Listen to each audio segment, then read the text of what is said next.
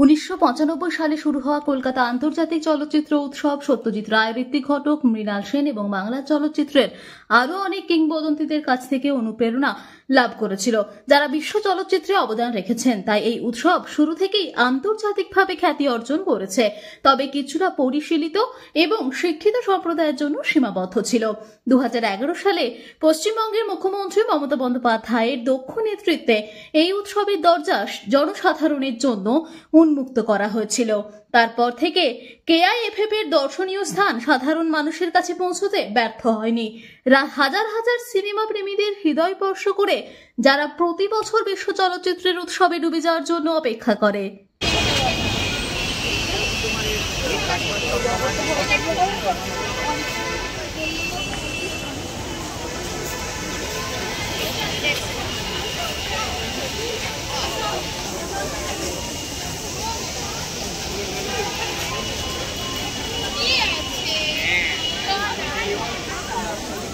চলে এসছে সামনে, দেখ না এই হাওড়া ব্রিজটার ওখানে পড়ো, এইটা দিয়ে ঢুকবো। চলে